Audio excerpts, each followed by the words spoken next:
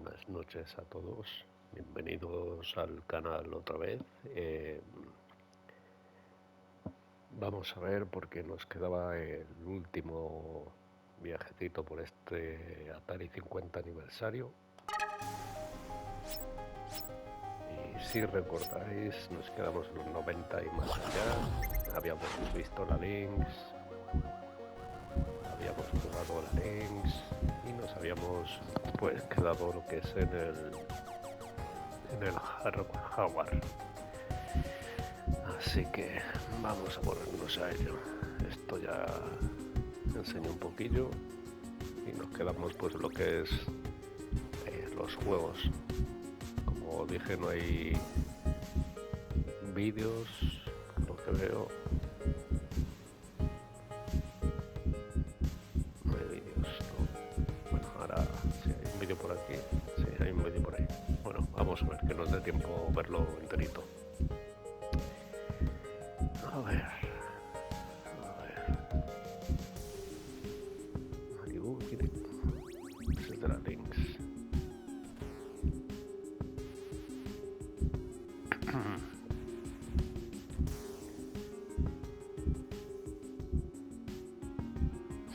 Bueno, pues hay aquí uno suelto de la Lynx, pero bueno, vamos a ver.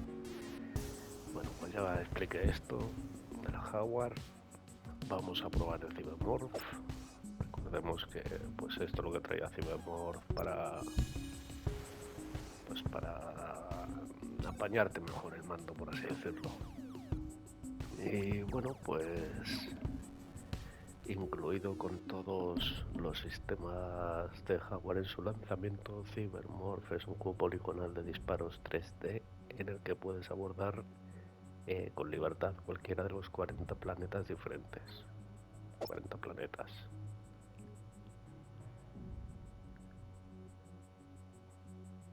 Ahí tenemos lo que es la portada del juego.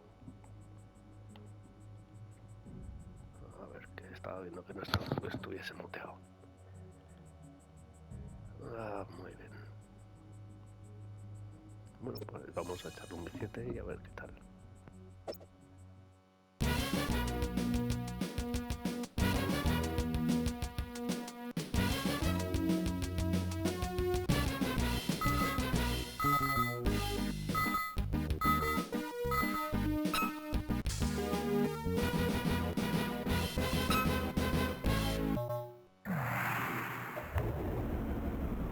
Good luck.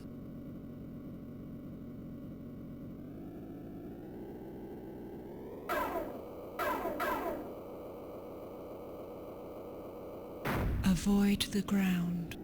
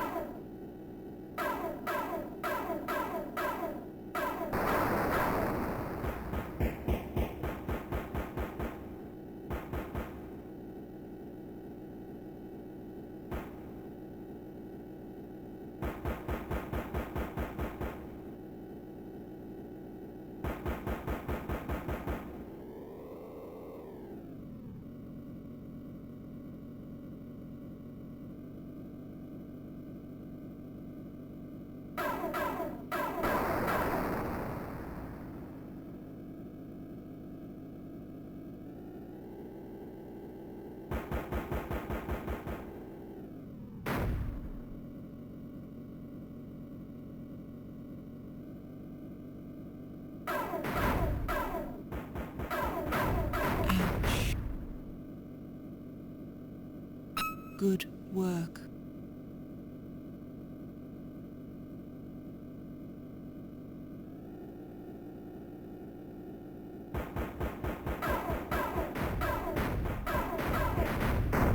Ouch. Well done.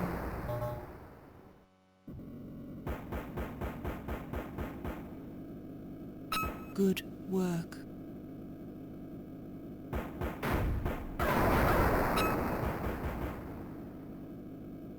Good work.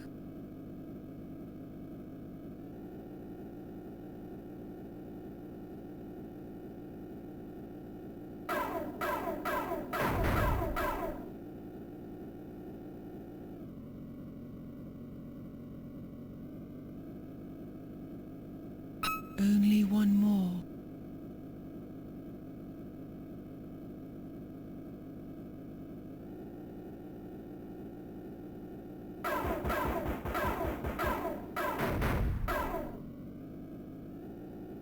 Good work. Portal now open.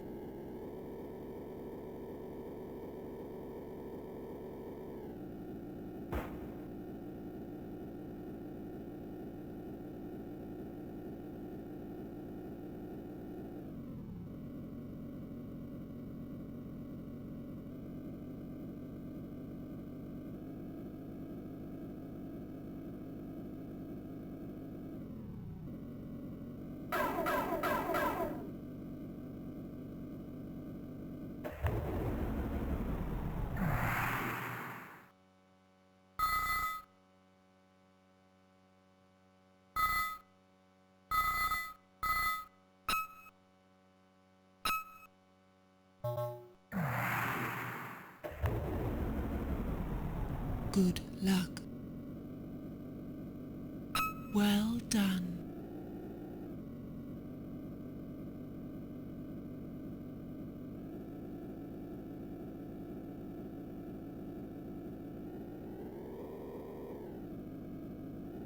Good work.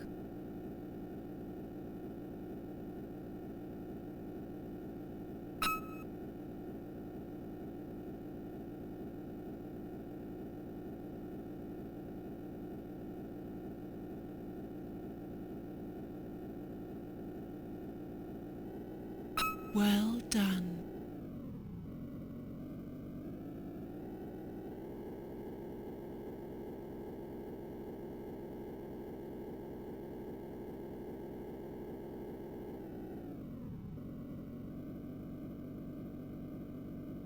Only one more.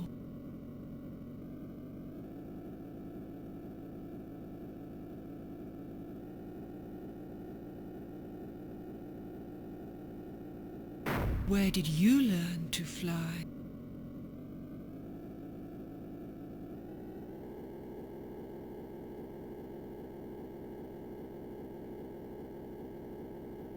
Avoid the ground. Where did you learn to fly? Good work. Portal now open. Ouch. Avoid the ground. Ouch. Avoid the ground.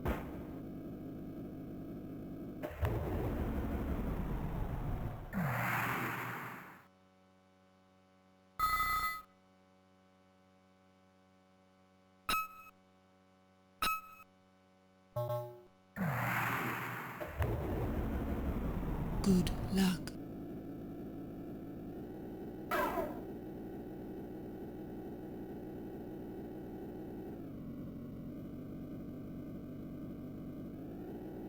Good work.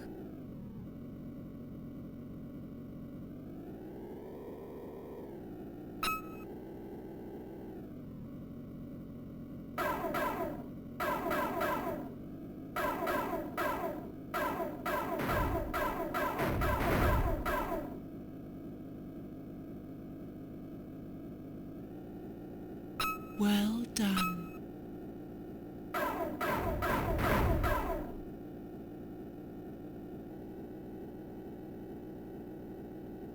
Good work.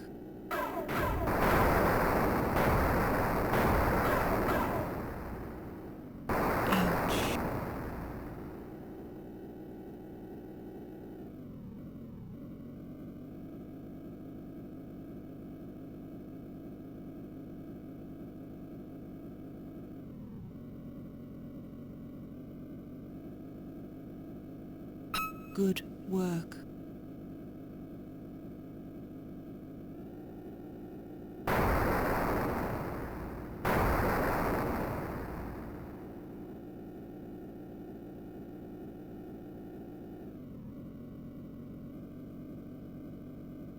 Well done.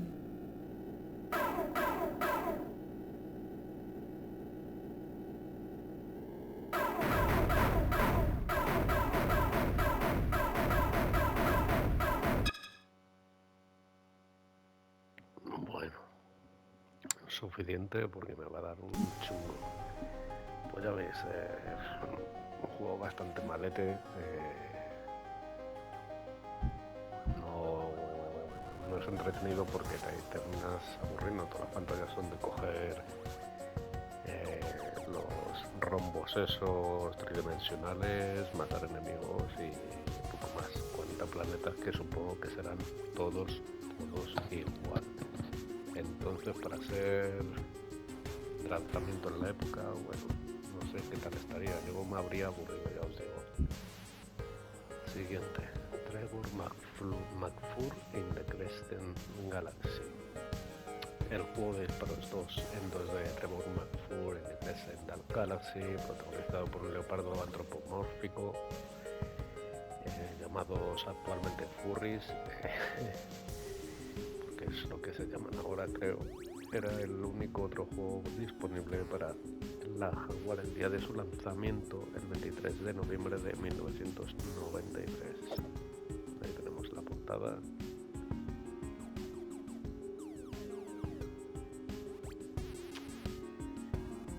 Okay.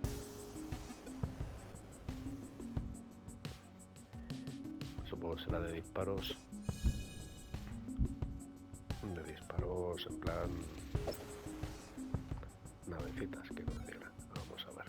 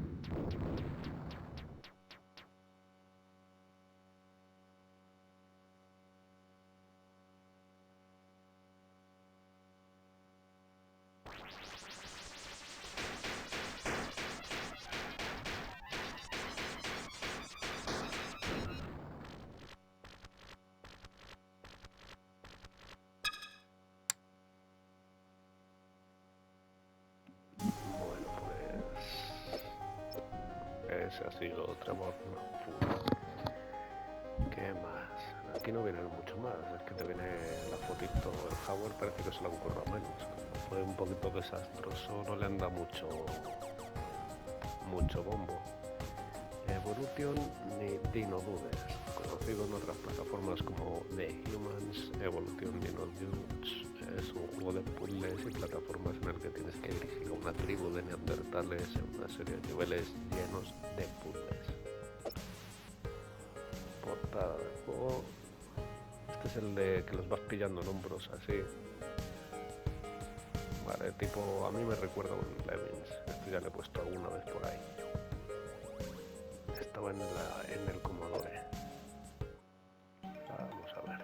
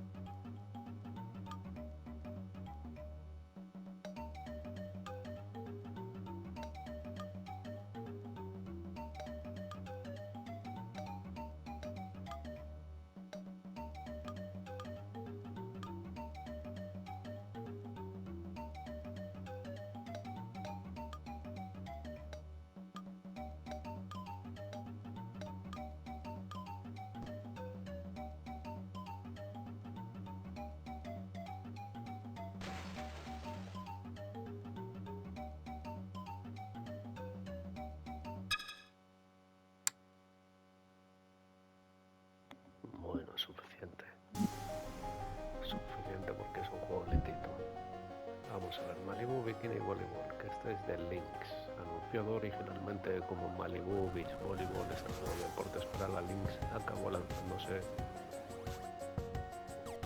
un título distinto para hacer hincapié en la poca ropa que llevaban los competidores que aparecían en él,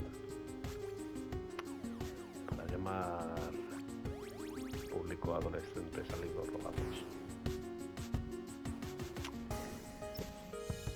Bueno, es un voleibol parecido al que vimos el Real Sports Voleibol, así que vamos a dejarle ahí. Anuncio del Jaguar, ok. Por cierto, ya me ha llegado la consola nueva, así que ya he hecho un vídeo de 8 minutillos, así que subiré al canal pues lo que es enseñándola y demás. La tele de tubo, la NES perfecta, oye, porque la he puesto y con el RF y tal, a la primera, pim, ha salido. La otra he tenido que poner el RF de la NES, porque también es de la época, porque su RF es una mierda y da muchos problemas, da mucho ruido y tal, así que miraré a ver si puedo hacer un RF para ella propio, porque el que ha venido es una caca. A ver, más links. Yo no sé por qué, o sea, ya hemos visto la links, pues déjalo así.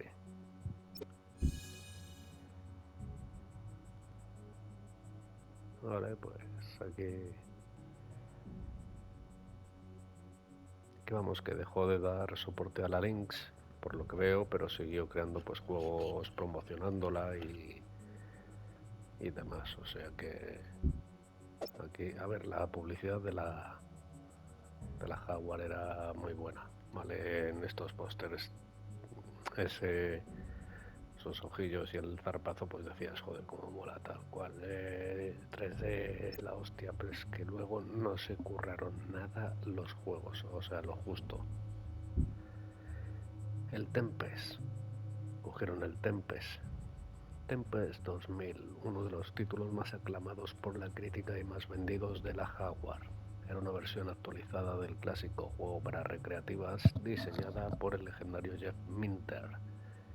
Sus gráficos y sonidos psicodélicos casaban a la perfección con el estilo de juego clásico y juntos dotaron a la Jaguar de un título rompedor. Aquí tenemos Tempest. ¿Os acordáis ese juego que dije que el tío había tenido una pesadilla y lo había hecho videojuego? Solo viene el documental. Pues este es el Tempest. Vamos a darle un repaso.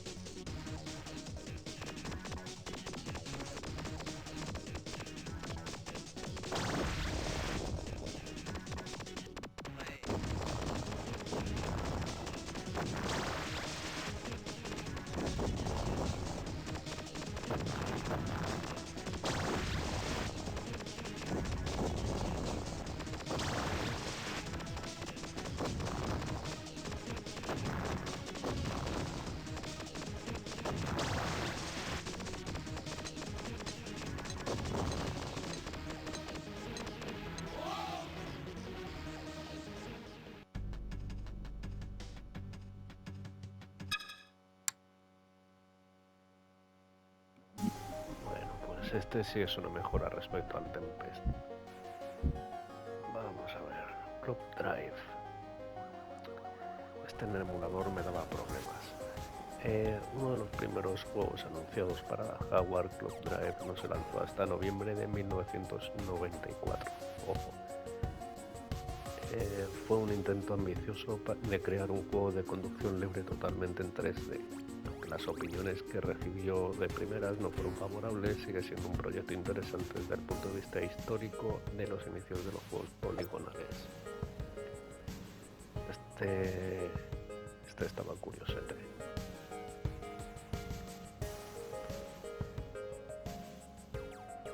Ahí está. Vamos a darle un tiento.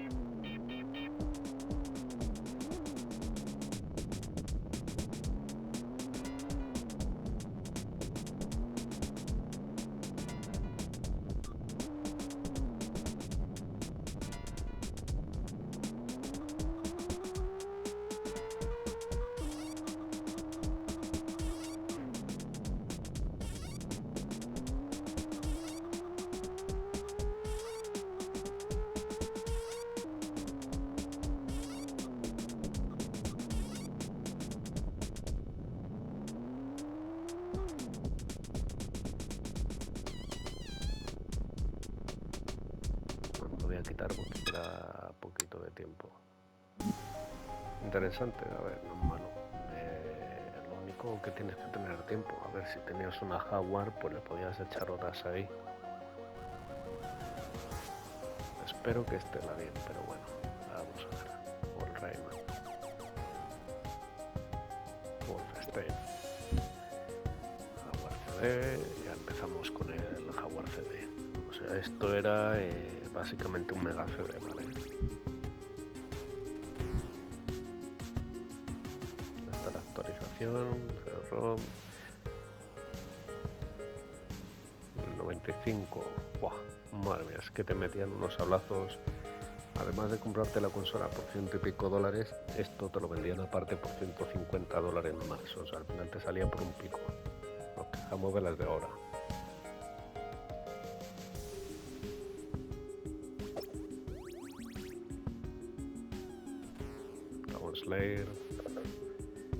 Dragon Slayer ya te llama la atención.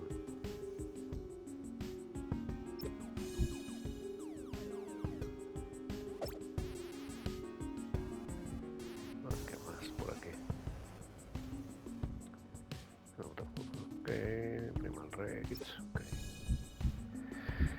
Seguimos. Super Asteroids and Missile Command, el juego final que Atari lanzó para Link. Super Asteroids y Missile Command presenta una versión mejorada de los dos juegos para recreativas de Atari más memorables. Quedan 20 minutillos. No lo voy a poner porque quedan 20 minutos y en 20 minutos no va a dar tiempo a mucho más. Encuentra el elefante. Es que, ojo, en 95 bajó el precio de la Jaguar a $150 para hacer frente a un nuevo grupo de competidoras, las de consolas de CD, Sega Saturn y PlayStation. O sea, aquí ya es que sinceramente no tenía mucho que hacer la Jaguar. Fíjate tú, el gigante de PlayStation que vendió lo que no está escrito, la primera Play, yo me la alquilaba en el Blockbuster. En el Blockbuster te valía alquilarla, te costaba una mierda, pero tenías que dejar el DNI, hacer una especie de contrato de que la ibas a entregar en X tiempo y dejar una señal de lo que costaba la consola. O sea, tenías que dejar una señal por si te la quedabas de 20.000 pesetas, por si te daba un aire y decidías hacerlo de, pues ahora no la entrego, me la quedo. Era muy hardcore.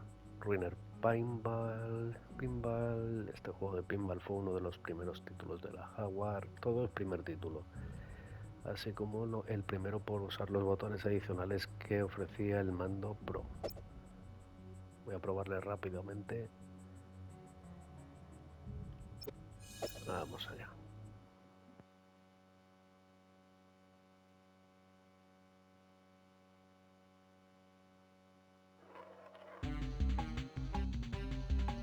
Mark at 5, 4, 3, 2. Current status, DEFCON 5.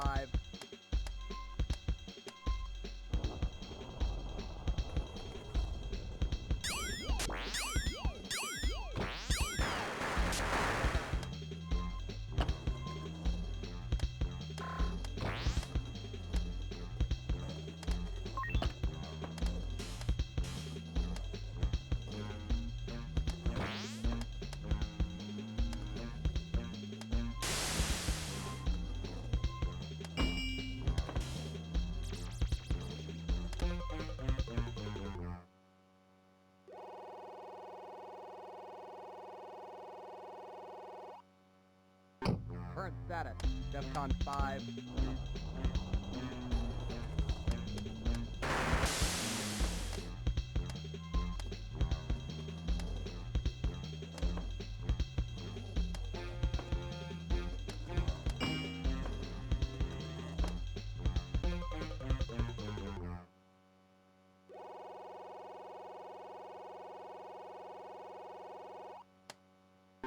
Current status, DEFCON 5.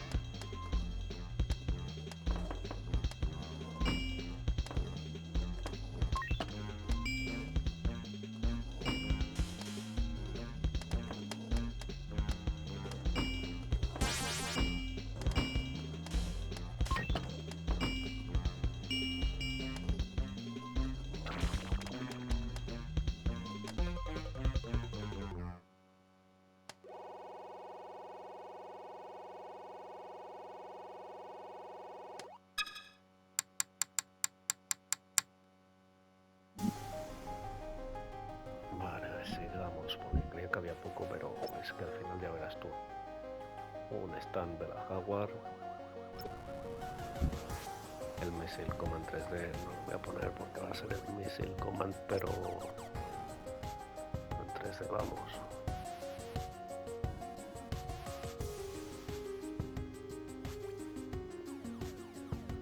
Ahí lo tenéis. Es un refrito.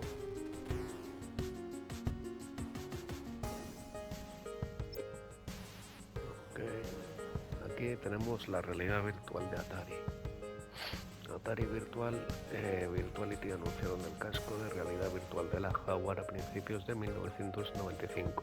Nunca se comercializó, aunque hoy en día quedan algunos prototipos funcionales en manos de coleccionistas. Bueno, enhorabuena por ellos, se quedarán sin retina. Atari Cards. Vamos a ver cómo vamos de tiempo. 15 minutos escasos. Bueno, Atari Cards. Toda la videoconsola de los 90 necesita una mascota de carreras de karts y la Jaguar la tuvo en Atari Cards, liderada por el mismísimo Vendoley o sabores de Crystal Castle. Protagonista del juego para recreativas Crystal Castle. Vamos a darle un repaso rápido.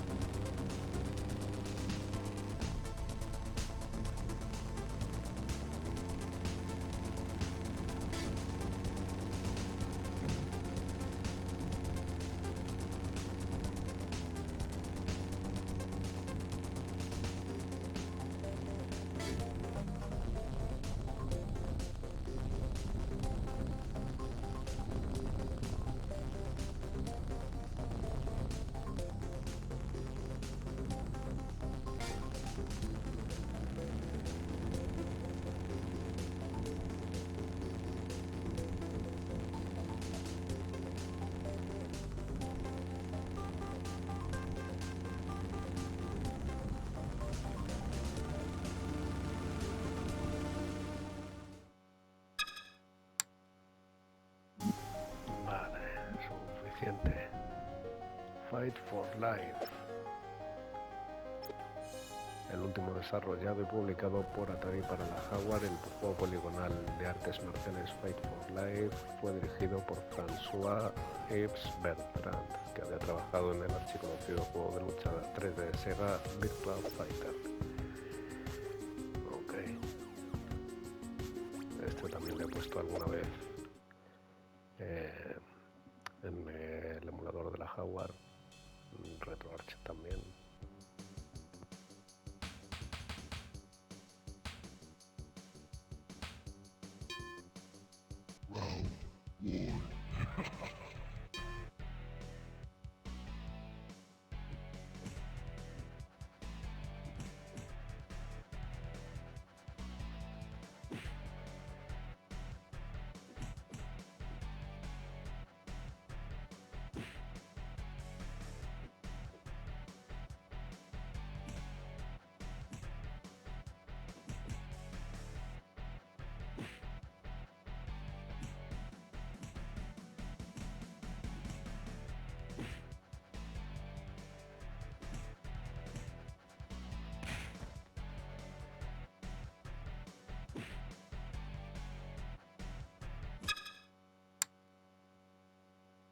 Voy al final todo rápido, pero es que no me da la vida, 43 minutos. Primer vídeo. A ver, es que lo que más me interesa es que vean los vídeos porque lo van a explicar mejor y tal. Así que vamos a ello.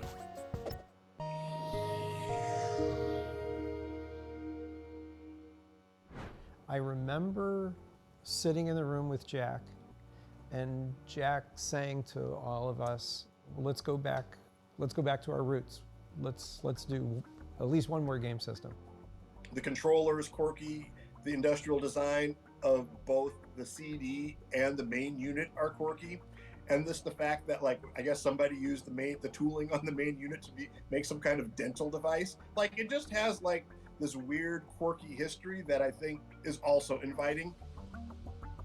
One of the most interesting things about the architecture of Jaguar was this notion of having the Motorola 68000, which basically was responsible for booting and housekeeping, and then the Tom and Jerry chips. I mean, I think at the time, 68000 was still a strong processor, but obviously it was in the Genesis and other things, so you weren't really getting that true 64-bit experience. But I think there's games out there that took advantage. There's so many features in Jaguar that for a developer like Jeff Minter that did Tempest 2000 for Jaguar was like, wow, give me this.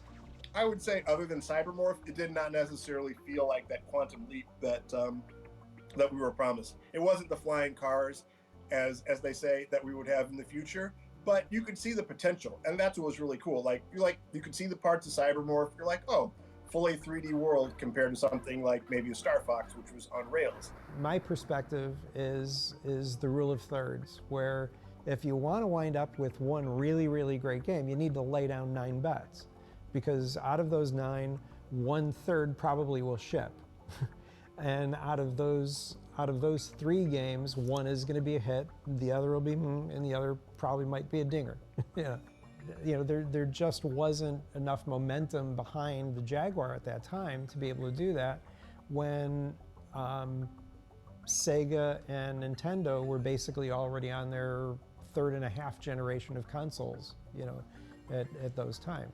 I mean, if Aliens vs. Predator came out as a launch title, maybe the history of the Atari Jaguar might have been slightly different. I think there are a lot more Jaguar fans today than there were when the system actually came out, and it's cool to see people enjoying the system some 20-odd years later. I believe everybody appreciated the innovative aspect, but on the other hand, the software was late, some of it was a little janky, but I think just saying, you know, time heals all wounds, to go onto the Jaguar forums now and look at the love for the system, honestly, like, somebody that worked on it, I can't say that I completely understand it, but I totally appreciate it. I'm like, where were you guys like 20 or 30 years ago? You know, like, you would have made my life like a heck of a lot better. Bueno, pues ahí estaba hablando uno de los participantes en el Jaguar. Es que duró muy poco eso. No llegó ni a finales de los 90. 125.000 sistemas de hardware en su inventario, aún quedaban 100.000 unidades sin vender. Fue entonces cuando empezó a plantearse su retirada del negocio de las consolas. En ese mismo año, Atari se fusionó con un fabricante de discos duros llamado JTS y vendió su inventario a una liquidadora. Es una pena que una de las grandes empresas pues tuviese este final, ¿vale? Porque no se lo vamos a quitar, lucharon hasta el final. El nuevo milenio de Atari. Podrían haber hecho cosas buenas con esta Atari VCS, pero bueno. Porque a mí el diseño prácticamente me gusta así simplón, el mando estaba guay, me recuerda al de la Xbox. Atari Recharge, juegos caseros para la 2600. Aquí vemos otro vídeo.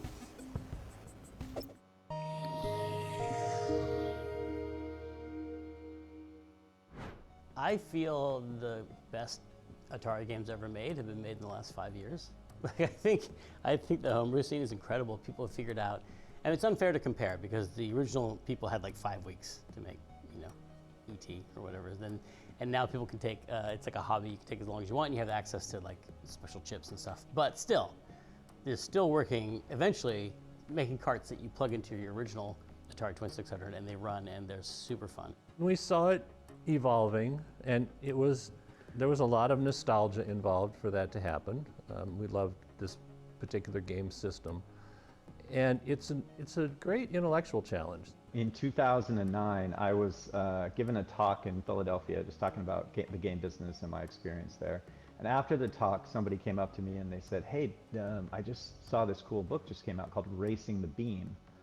And it's about programming the 2600. And since you mentioned that you worked on the 800, I thought you might be interested in this book." And I'm like, it does sound really interesting. Back in the old days when I had my Atari 800, I did learn 6502 assembly language, and so I've been messing around and making some of my own Atari games. I'm not ready to make Psychonauts on the Atari yet, but someday I'm going to make Psychonauts on the Atari 2600. Not announcing that yet, but don't tell anyone. But. What is the point of going back to work on one of these old machines anyway?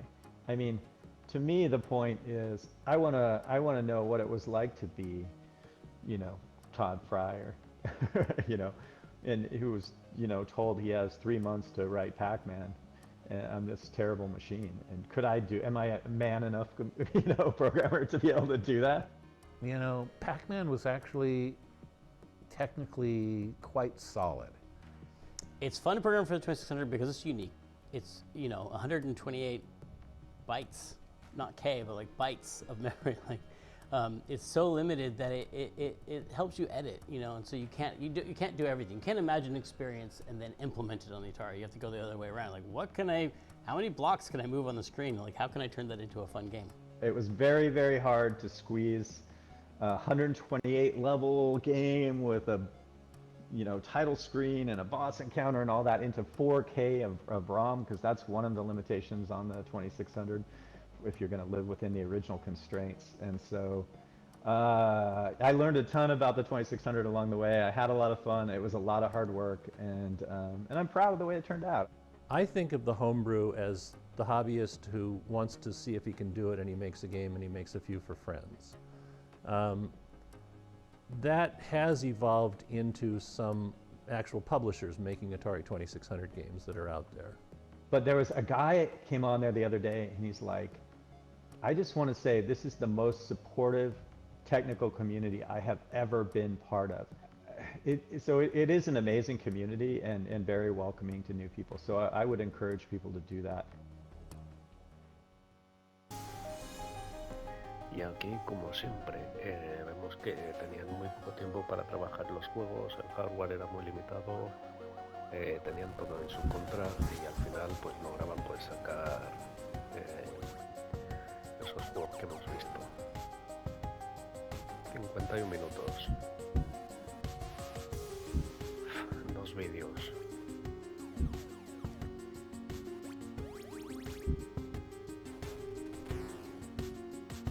Bueno, pues aquí tenemos el Busnel. Vamos a poner este vídeo, son 57.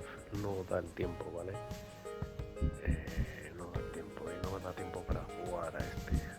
Vamos a ver cómo me lo contó.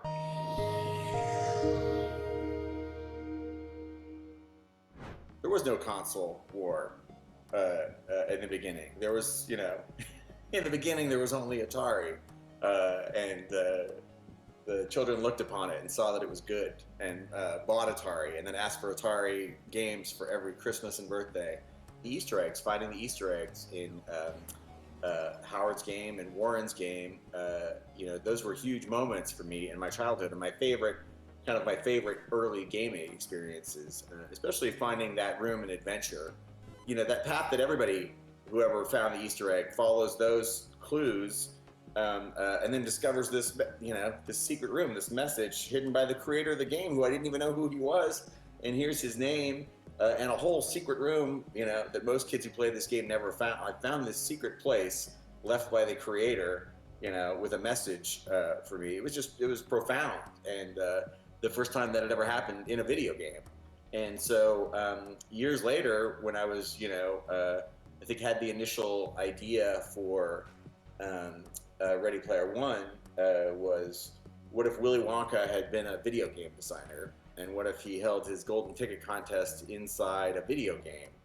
And that immediately made me think of this secret room at Adventure and how that could be, how he finds his worthy successor, instead of a tour through the factory where he slowly kills off all the children. It could be an Easter egg hunt inside this, sprawling video game, and it could be hidden the way that those Easter eggs were hidden in the Atari games. And so there's no way I ever would have written Ready Player One if I hadn't grown up with an Atari and playing those games and finding those Easter eggs.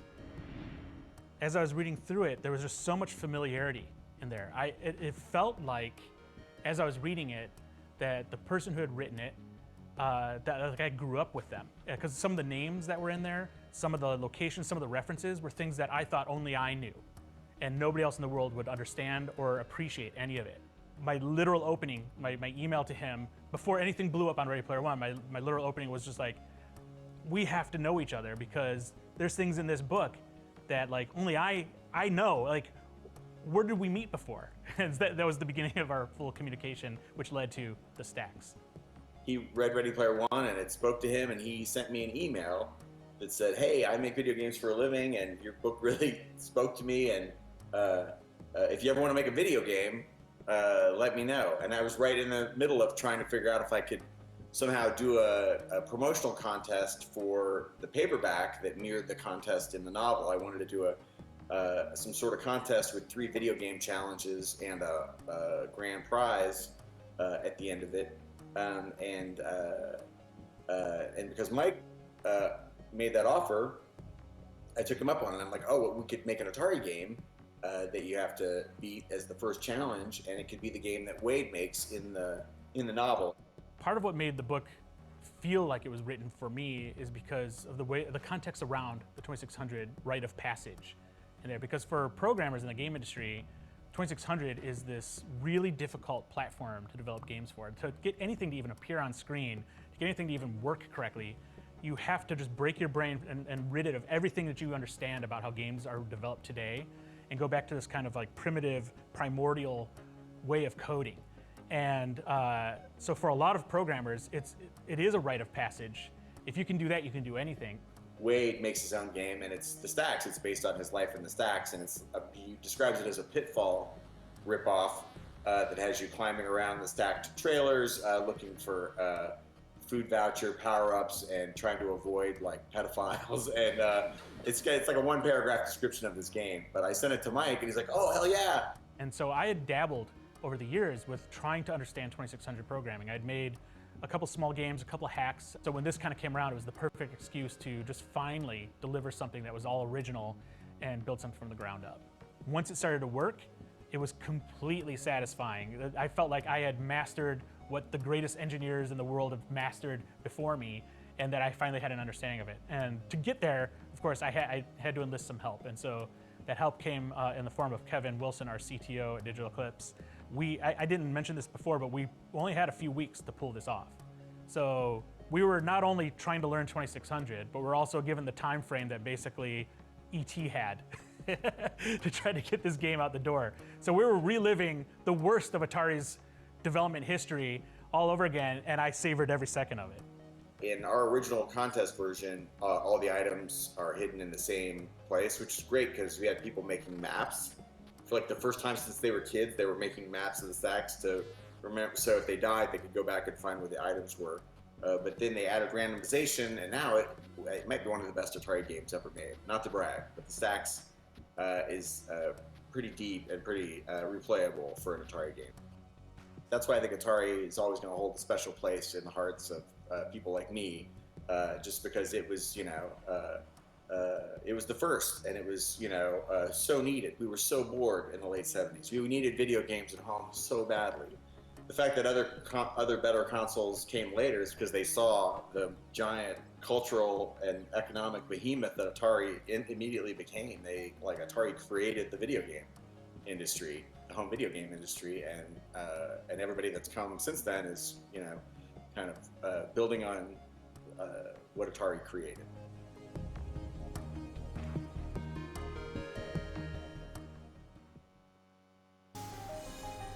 Bueno, y hasta aquí el vídeo de hoy, porque aquí tenemos al Busman hablando 5 minutos seguramente de cómo se arrepintió de vender Atari. Esto ha sido todo el viaje que hemos hecho por la historia de Atari. Este vídeo no lo puedo poner, pero seguramente esté por YouTube en algún lugar. De esta que también no puedo ponerle pues porque no da tiempo.